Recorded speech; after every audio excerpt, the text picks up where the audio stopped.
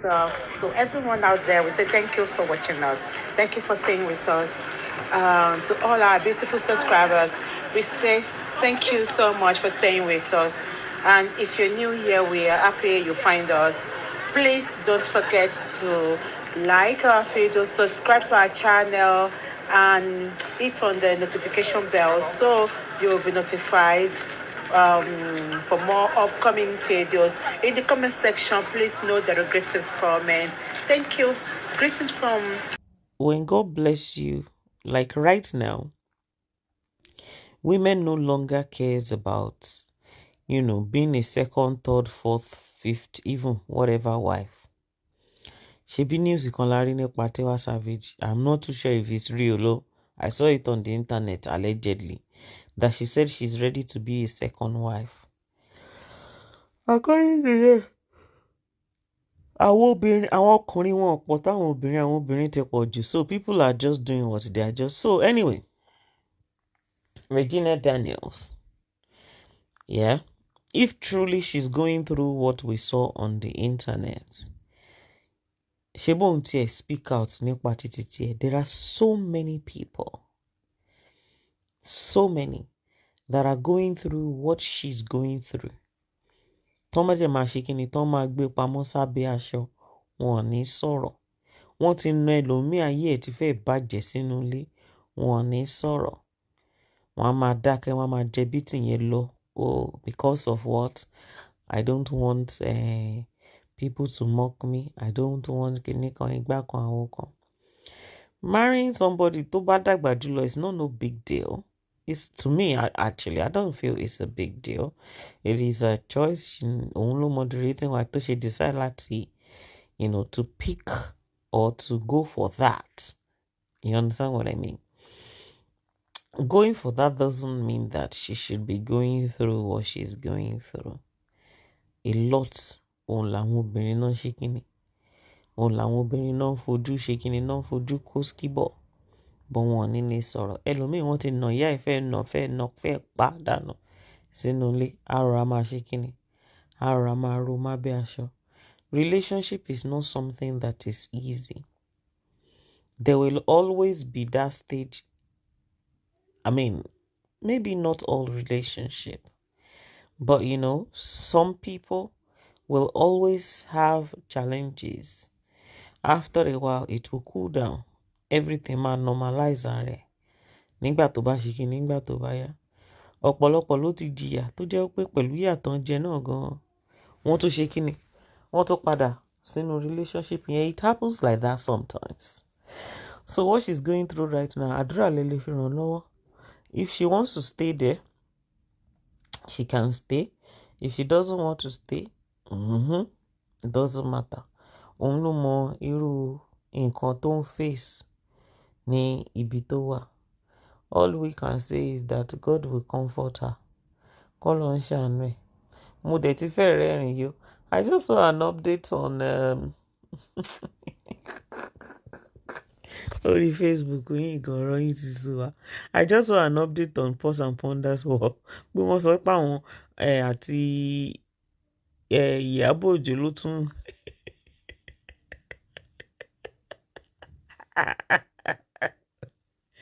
Ìyábọ̀ Òjó máa wá ríre o. Ó máa wá ríre lórí íńtánẹ́ẹ̀tì yìí o. That's really funny though. Like, how does that concern Ìyábọ̀ Òjó now? Oh my God. Ṣé ti ẹ̀rọ orí Facebook yìí gan? You people are just jokers. How the hell does that concern Ìyábọ̀ Òjó? What's Ìyábọ̀ Òjó's business with that? Like, I am not understanding. Báwo nìyẹn ṣe kàn Ìyábọ̀ Òjó? Ẹ kàn ṣáà máa pa wá lẹ́rìn ṣá. Anyway, comedian ni most of yín. Kò ń ṣe pé serious nípa gbogbo nǹkan tẹ̀ ń sọ náà. Ẹ kàn wine wa náà ni, I don't even know why people take things so serious anymore on this. You see, on this Facebook, I know they take anything serious any longer. I just see everything as a joke now. Like, okay, this one is just a joker. That one is just joking. That's why you see I don't reply to anything anymore. because báwo ni ọ̀rọ̀ ilé ìtúnṣe kan Ìyábọ̀ Òjó báyìí sìn cause kò tiẹ̀ yé mi ṣé gbogbo ohun tó bá ti ṣẹlẹ̀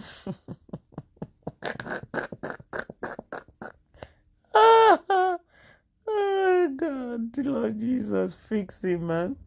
That is cracking me up. Like, what the hell? Ìyábọ̀ Òjó báwo, Jesus. Okay, no wahala. Anyway, ọlá fún Regina, ọlá fún ẹlòmíì. Ọmọ Nigerians, we are so funny. Àwọn kan ti kọ́ lọ ìyá ẹ̀ ní o, ṣé ìyá ẹ̀ rí nǹkan tó kó sí? How does that concern her mother? I don't understand. Like, what are you people talking about? How does it concern her? Like, I am not understanding. You know? Oh girl. Domestic violence is something that, anybody and everybody should run away from. Once you see I'm online, no talking. Not now. Look, my door. It's not something that, anybody should overlook and say, okay, tó bá dẹ̀ ń jìyà tó máa ń kó bítìn fún ẹ náà. Tó bá decide láti ṣe kíni pé kó máa forí jẹ bítìn yẹn lọ, ó fẹ́ forí tì, ìjọ tó máa nà ẹ́ pa. But, God will comfort Regina.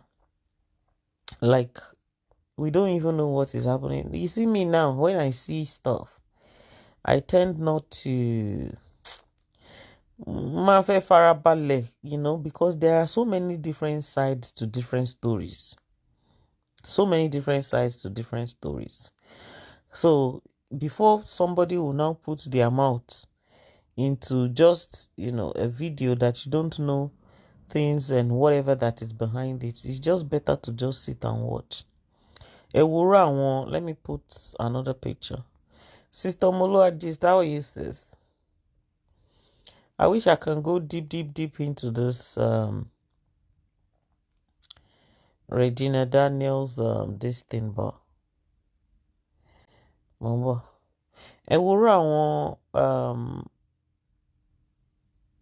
like for example, the matter of Sisi Alagbo, Mr. Kim, and the Yale Ikima. Is it Ikima? When you listen to this one will say his own, that one will say her own. Wọ́n bá sọ̀rọ̀ tiẹ̀ sílẹ̀. Wàá fẹ́ trend carefully. Because èèyàn nífẹ̀ẹ́ ṣe nǹkan débi pé ó máa bẹ̀rẹ̀ sí ní jẹ̀bi.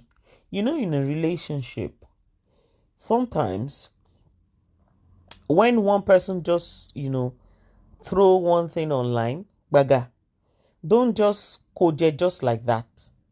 Sometimes you listen to each side of the story to balance the equation.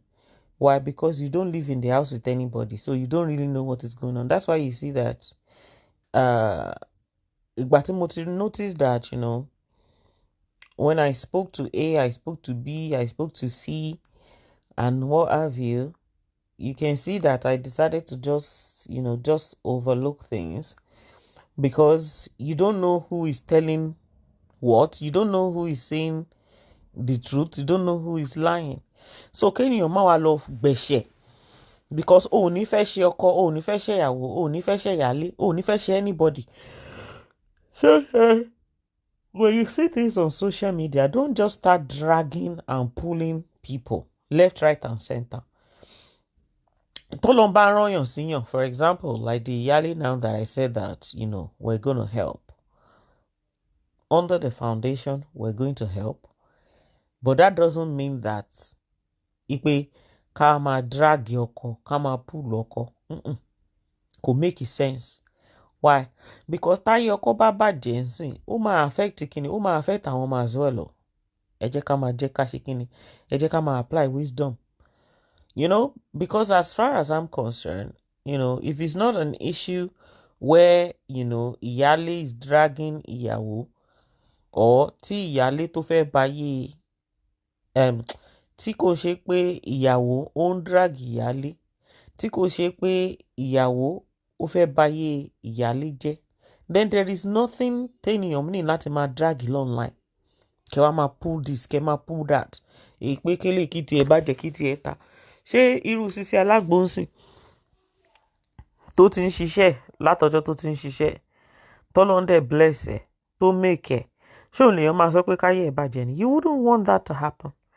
Or is it the husband that is just, working tó kàn rọra pick one or two job here and there tí kò tí ì stable tán gan nílé ayé tán fún properly? Is it that one that you are going to that one is going to sọ pé káyé ẹ̀ bàjẹ́? No. Is it the ìyàwó? Is it the ìyálé that obviously, let me tell you something. You see this religion of I'm a Muslim, male Ọlọ́run wí, you can marry as many as you want. Kò sóbìnrin tán máa fucking fẹ́ ìyàwó lé tínú ẹ̀ máa dùn. Hello? Kò sóbìnrin tán máa fẹ́ ìyàwó lé tí kò ní go through some kind of depression. Tínú ẹ̀ ò ní bàjẹ́. Ṣé irú ìyálé ń sìn that is going through, obviously she's not going to be in a right sense of mind, right? Why? Because number one, ó ti fẹ́ ọkùnrin kan rí, she had 2 kids there, that one collapsed. Now this one that she's been in for about 15 years, the husband decided to, for reasons best known to himself, okay? That's why I decided not to get involved deep, because he has his own reasons for doing what he did. Ṣé irú ọkọ irú ìyálé ń sìn tó jẹ́ pé she probably didn't expect it. It came as a shock to herself.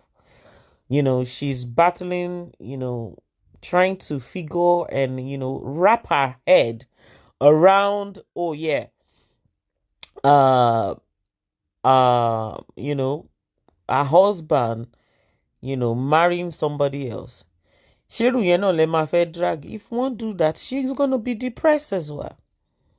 And some people said that Sisi Alagbo should not post, she should not do this. At the beginning, I was of the same opinion as well, that maybe you guys should keep your relationship offline. But òun kálukú ló mọ bó bá ṣe fẹ́ handle kinní ẹ̀. If she feels that that's what she wants to do, because of the religion, Mommy Lolo Dynamic, good evening, ma. Because of the Muslim religion, which is male Olorun, you can marry as many as you, because according to the Muslims, it's normal. That's why if you don't want to go through all of that and you want to be able to challenge it, don't marry a Muslim. Bóyá kó fẹ́ Christian. Because that way, you'll be able to challenge, excuse me, mi ò fẹ́ ní Mùsùlùmí, kí ló ń jẹ́ mẹ́lọ Ọlọ́run wí? Kristẹni ni mí, Kristẹni ni ẹ́. Bóyá kẹ́ máa fẹ́ Christian, kẹ́ máa fẹ́ Muslim. Because a Muslim will tell you that he can marry 4. And that is what the Quran says that. And I had to go and ask àwọn tó jẹ́ deep Muslims, like from the south, láti ọ̀nà ọ̀dọ̀ àwọn bí àwọn Muslim tó jẹ́ àwọn tó máa ń practice ẹ̀ dáadáa tí wọ́n tẹ̀ kí ń ṣe Yorùbá gangan pé, is it true that, the husband doesn't have to tell the wife if he decides to take a second wife or third wife? Do you know what they said? They said he doesn't have to. They said the husband hasn't done anything wrong. If tí ò bá sọ fún, tó bá sọ after, ìgbà ni mo tún wá wò pé ó ga pẹ̀lú Muslim religion yìí. I'm not against any Muslim ẹjọ́. I'm just saying that nǹkan tá a gbọ́ tí religion sọ nìyẹn. So gbogbo ẹ̀yin obìnrin tẹ́ bá ti wà nínú relationship bẹ́ẹ̀ yẹn, tẹ́ ti mọ̀ pé this is what you sign up for. Once tẹ́ bá ti rí pé ó ti ṣẹlẹ̀, ó ti bà yín, don't complain. I would seriously advise you not to complain. Just take it as, okay, ó ti ṣẹlẹ̀. Although it will not be easy, okay? It will never ever be easy. Because I can just, like sometimes when I sit down, I imagine what is going through the brain of that woman. Like, it's a shock. But it's because of the religion that she's practicing and what she signed up for. That is why. Tírú nǹkan bẹ́ẹ̀ tó lè fi ṣẹlẹ̀. Ṣé pé tó bá jẹ́ Christian nísìnyí, ẹ drag ara yín lọ sílé ẹjọ́. ẹ fara yín, ẹ fa ipọn ara yín, ẹ fa oko ara yín ní àwọn pé kí ló ń ṣẹlẹ̀, because you will marry each other legally. Bóyá ẹ máa múra yín lọ sí court marriage ni o. Or kẹ́ ẹ lọ ṣe láwọn wedding tó jẹ́ pé if it is not dissolved, you cannot take a second person. But when it is a Muslim religion, most especially those of you Muslim women that you are online, tó máa fọ́kọ lé yín lórí, ìyàwó lé yín lórí, tẹ́ máa feel somehow.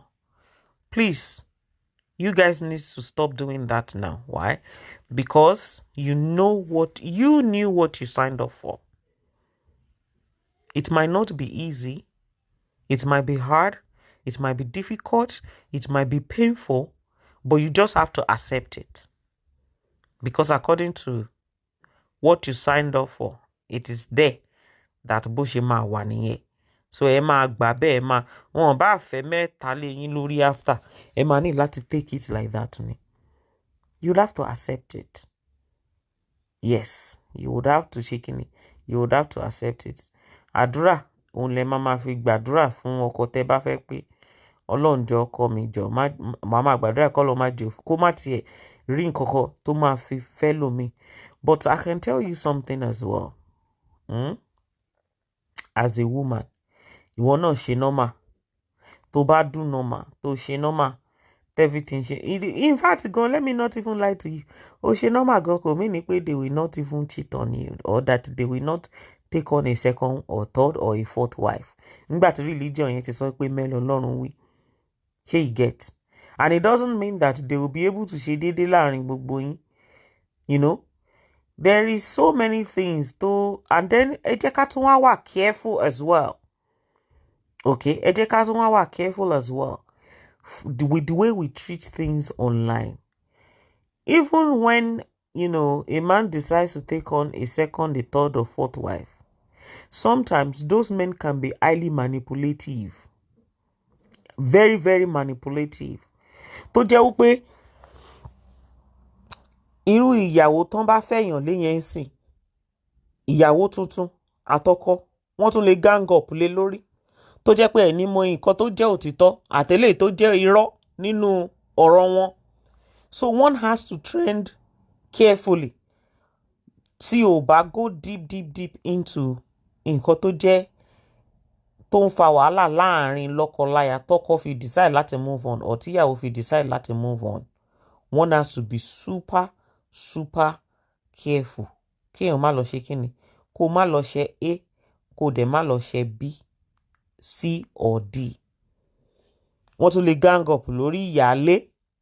Ìyẹn náà tún máa ṣẹlẹ̀ sẹ́. Wọ́n á gang up lé lórí. Wọ́n á ní ó ṣe gbá, ó ṣàwo, ìkòkò, bàbá àsásùn. Bọ̀rọ̀ lọ́rọ̀, Ọlọ́run má ṣe kíni, Ọlọ́run má fi lé wa lẹ́nu. When you want to help people, help them and let them move on. And that is exactly in the case of àwọn Sisi Alagbo, ìyá Alagbo tó ṣe. That is exactly what I'm doing. Instead of coming online talking about husband said A, wife said B, ìyálé said C, I'm not interested. Why? Because irú ìyàwó ń sìn tó ń gba ẹpọ̀n fresh, ẹni ẹlẹ́ni bóyá kò tí ròkódó for the past 1 year, tó wá rókó, ṣé ẹni wàá fẹ́ já okó yẹn gbà lọ́wọ́ ẹ̀? Ṣó máa possible ṣá? Kò lè fucking possible náà. Nígbà tí kò lè possible, wọ́n dẹ̀ ti ṣe kíni, wọ́n dẹ̀ ti ṣe ní ìlànà mùsùlùmí tó gbúdọ̀ ṣe, which is kẹ́ ẹ fẹ́ ra yín. Ṣé o ní wàá sọ pé o fẹ́ gbokó lọ́wọ́ ẹ̀ lọ́gbà? Mọ́mí gbé body good evening, abẹ́ tí rí gbà ní. Ṣé ìyálé tán fẹ́yàn lé lórí, ṣé inú ẹ̀ máa dùn? Inú ìyálé ò lè dùn. In fact, ìyálé máa go through a whole lot of depression. But wá jẹ́ kí n sọ nǹkan fún ẹ, tó bá jẹ́ kọkùnrin kan pa ẹ́ dànù ni o. Tó bá lọ ronú pa ọkùnrin kan kò kú dànù ni. Because tó bá jóbìnrin tó lọ jẹ́ kọkùnrin kan fún ẹ ní depression, mi ò tiẹ̀ mọ̀ bóyá mi ò kí ń love deep nítorí mi ò ráyè òṣì ń tèmi. Téèyàn bá ti ṣe èrè tó ti ṣe èrè, ó ti ṣe èrè, ó ti lọ nìyẹn. Kò kàn mí, mo ti move on very easily. Nílé ayé mi simple bàjẹ́.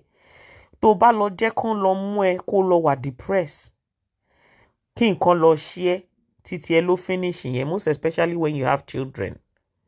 Your children should be your number one priority. Má gbé ọkùnrin kankan sáyà. Jẹ́ kọ́kùnrin kan fún ẹ ní depression. Nígbà tó o bá ṣe kíni, tó o bá jẹ́ kán fún ẹ ní depression, tọ́ta ẹ bá kú dànù. Ṣòro àwọn ìyàwó tó ń ṣẹ̀ṣẹ̀ fẹ́. Ṣáwọn yẹn ló ń depress ẹ. Wàá rí pé àwọn náà máa end up tó máa bẹ look after àwọn ọmọ ẹ last bí kò máa bẹ fún wọn nígbà tí olóyìí. So women, you have to be very very very kó jẹ́ kó rí ẹ kó pé. Kó jẹ́ kó rí ẹ kó pé.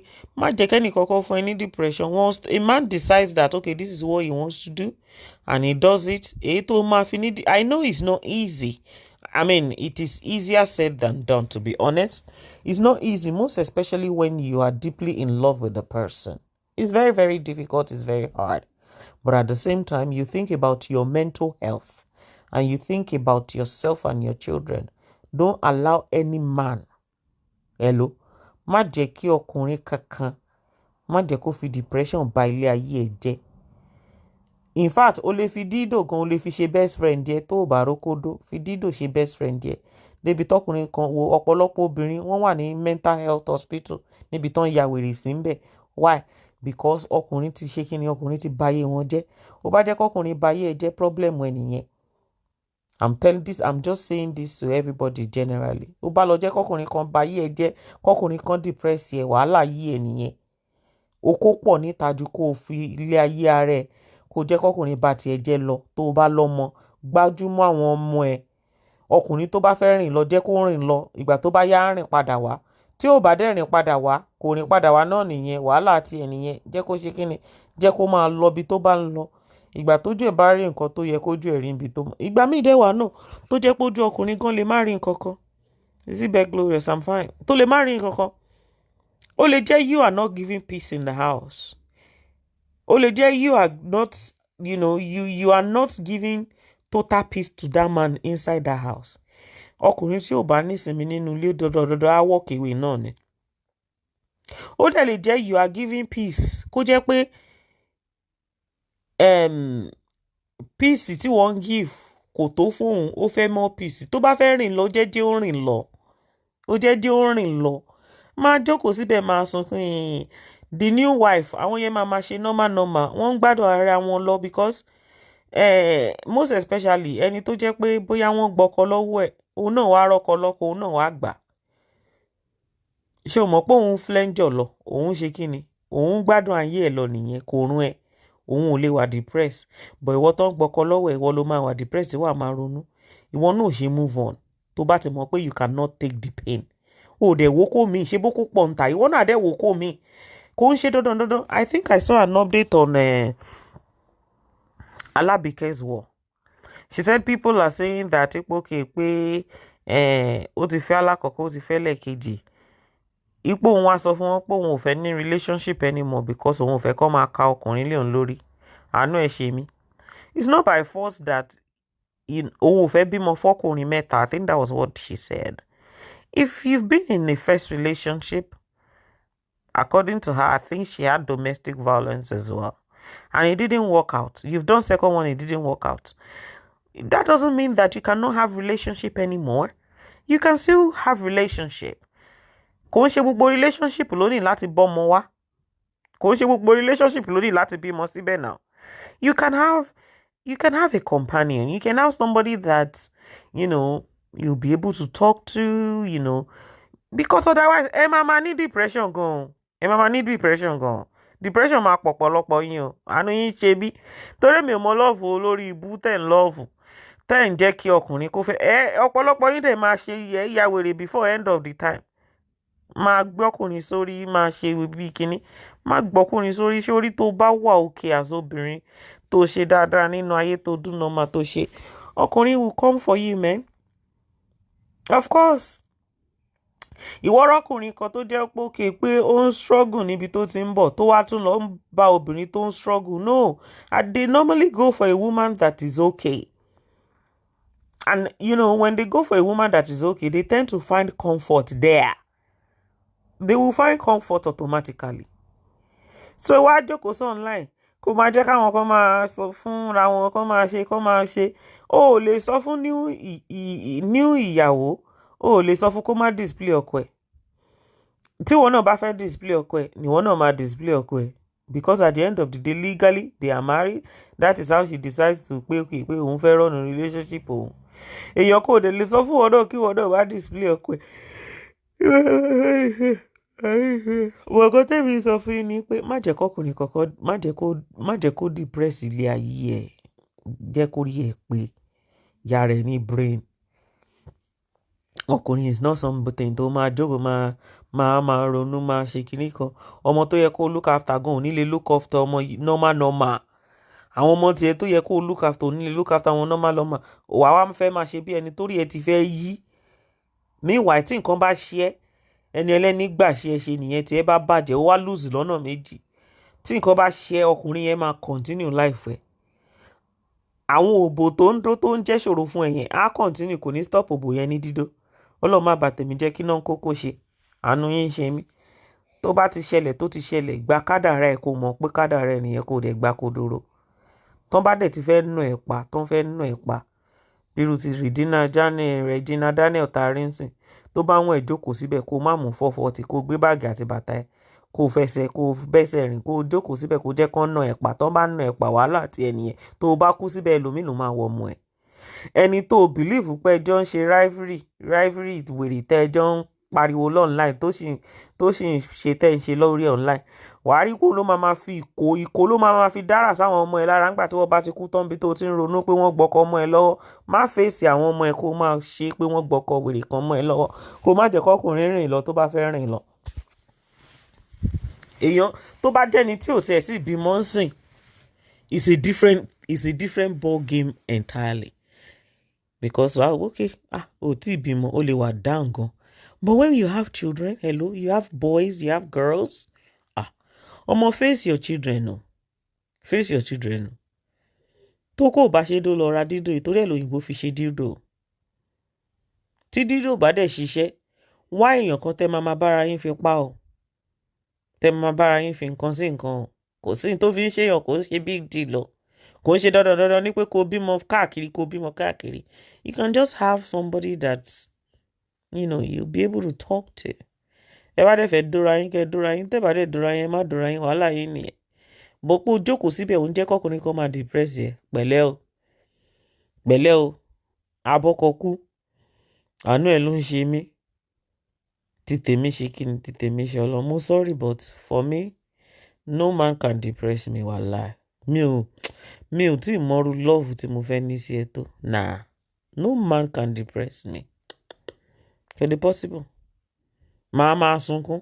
Ẹlòmíà dẹ̀ máa sunkún. Ta ni love wèrè? Mo ní love olórí burúkú tí ń bọ̀. Kí ló ń pa ẹ́ lẹ́kún? Má face àwọn ọmọ ẹ. Face your children. Tó bá ti ṣẹlẹ̀, ó ti ṣẹlẹ̀ nìyẹn. And as a woman, please, there are some things tó lè lé ọkùnrin lọ. Ọ̀dọ̀ kò ń ṣe obìnrin nìkan ni kí wàhálà pa. Ẹ̀yin ọkùnrin náà jẹ́ kó rí yín pé kò kí ń ṣe obìnrin nìkan ni kí wàhálà pa. Kò ń ṣe obìnrin nìkan ló máa jí láàárọ̀. Gbogbo àwọn òṣì, gbogbo àwọn kinní yẹn, ẹ gbé wèrè sẹ́gbẹ̀. Kò ń ṣe obìnrin nìkan ló yẹ kó ṣe kinní, kó look after ọmọ, kó dáná, kó clean, kó wash, kó iron, kó sóúnjẹ fún ẹ, kó gbálẹ̀, kó ṣe gbogbo ẹ. No. That means you want to o fẹ́ pa obìnrin yẹn nìyẹn.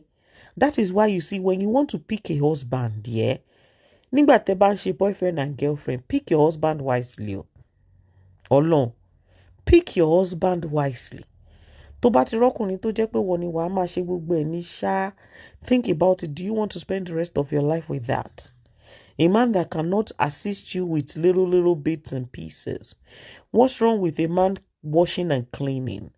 Why can't a man wash and clean? Like for real? If a woman has the children to look after, kí ló dé tí ọkùnrin tó lè tidy up, gbálẹ̀, kí ló mọ́kùnrin? But when you marry a typical, àwọn fucking local typical Nigerian men, tó jẹ́ pé, they see it as a big deal when they help in the house and all of that. It's a big problem. It is a big problem. I don't see anything wrong in a man doing the ironing, doing the washing, putting the clothes away. As a man, you can even cook.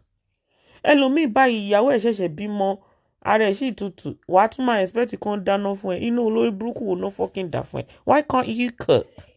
Why can't you cook? Why can't you wash? Why can't you clean? You know, and that's why I'm saying you need to pick your partner wisely. Because if you don't, you will end up suffering for it. If it is left to you to do everything by yourself. I just pray for women that cannot do without Oko. What is Oko? Ekiti proper Funke Yawa Yuma. Thank you for the Ekiti song you sent to your son. Oko is good. Don't say what is Oko. Oko is good. When is the right Oko? Okay. Oko is very good when it's the right Oko. But if you are with the wrong Oko, you are going to suffer. Alright? Yeah. If you are with the wrong person, you're going to suffer. Oko cures depression. Mọ̀ pé ọ̀pọ̀lọpọ̀ àwọn tó ń ṣe èrè online tó ń ya wèrè lórí cyber mọ̀ pé lack of pípòkè pé wọn ò ráwọn èèyàn gbò wọ́n mọ́lẹ̀ ni. You don't know that a lot of people are depressed on this social media. You don't know that a lot of them only depression. Lack of oko tó ń rí dó ló ń jẹ́ kó máa depressed. Sister Zibe Gloria said, but when those local men marry Oyibo, they do the chores. They only try nonsense with Nigerians. That is why tó ń sọ pé nǹkan tó o bá fẹ́ lólówó o máa kọ́ ní tálákà. If when you're dating as boyfriend and girlfriend now, for example,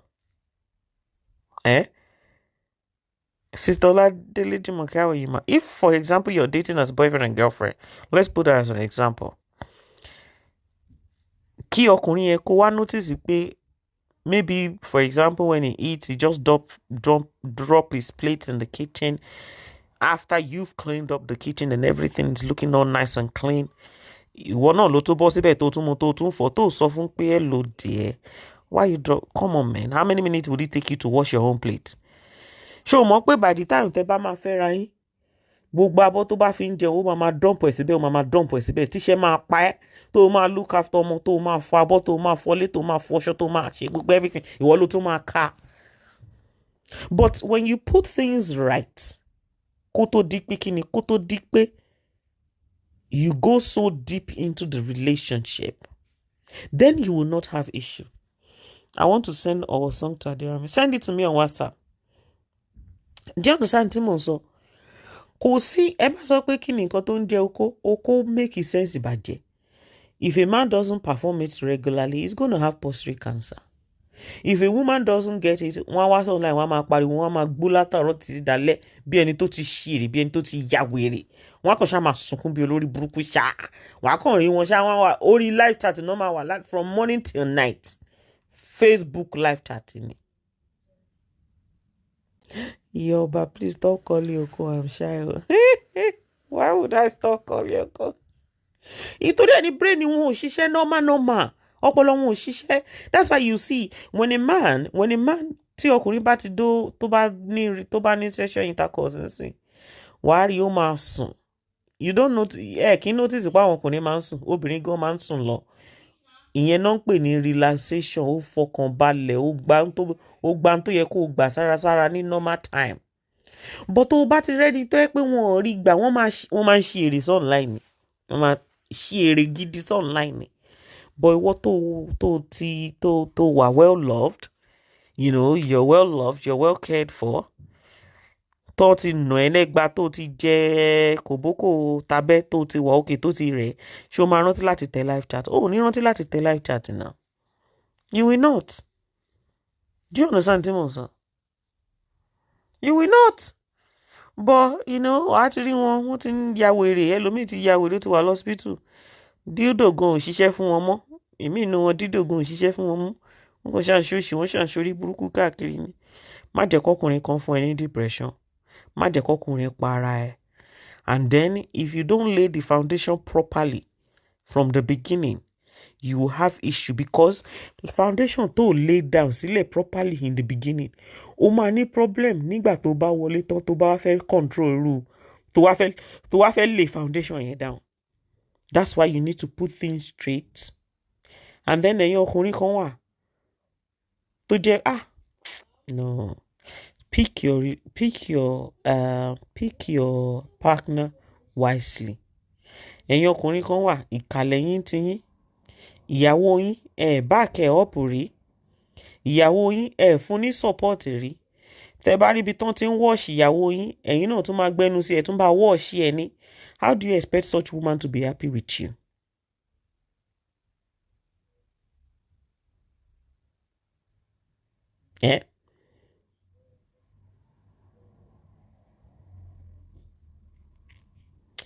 Bosslady, you need to do a lecture for some women that don't really care about this. Is it Oko or Oko? Oko, is that what you're saying? I don't know. She Oko as in Lensoni Abi Oko and Yoruba language is so funny. Oko ati Oko is the same spelling. I don't know which one. When you have a husband that's far away from where you are, that's why a lot of people cheat now. Long distance relationship causes that problem. Natebasi together. So, foundation tó lé sílẹ̀ nígbà tẹ́jọ́ ń fẹ́ra yín as ọkọ àtìyàwó, boyfriend and girlfriend. O ò lè correct ẹ̀ nígbà tẹ́ bá ti fẹ́ra yín tán as ọkọ àtìyàwó sínú ilé o.